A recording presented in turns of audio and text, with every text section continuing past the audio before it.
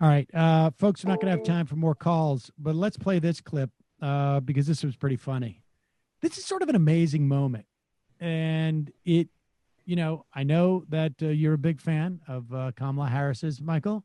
Absolutely. And, but I worry that she's not like that. There are times where I watch her and I go, she's very adept at what she does.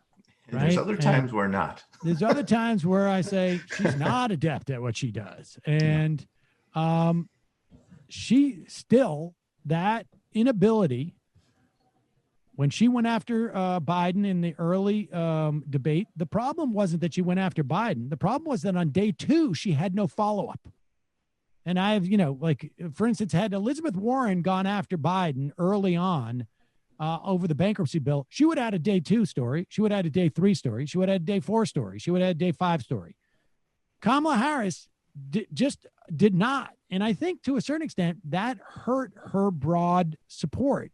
And I think even her support within the Black community, because she just sort of wilted there. And it is sort of amazing.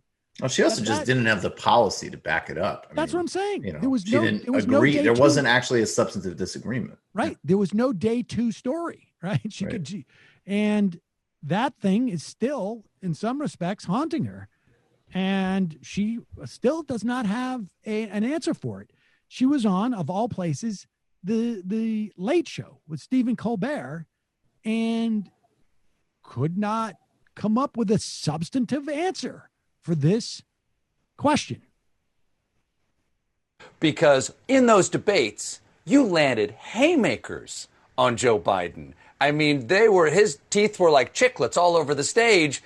And now I believe you that you're fully supportive of him. How does that transition happen? How do you go from being such a passionate opponent on such bedrock principles for you, and now you guys seem to be pals? It was a debate. Not everybody landed punches like you did, though. It was a debate. So you don't mean it? It was a debate. The whole reason, literally, it was a debate. It was called a debate. I understand. Traveled to the debate. There were journalists there covering the debate, where there would be a debate. I mean, she's really good at the fake laugh because it's not that funny. It's not that funny. The answer here is really easy.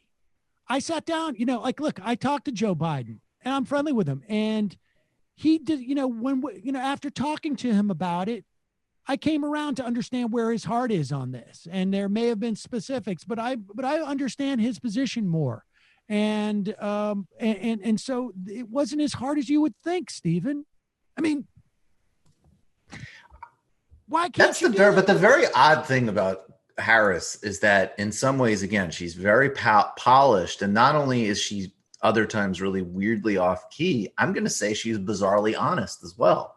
Well, that's what I'm saying. I think that's how she views it. She's a politician. She was probably in debate in college. She went and practiced law. It was a debate. Exactly. But she's giving you her actual answer. That's what's so ironic about it, is that the whole I talked to Joe and that's the BS. Right. That's actually very honest. Well, but what she's let's be clear what she's saying. That's not really a bedrock principle for me. I just brought it up because I thought it was going to help me.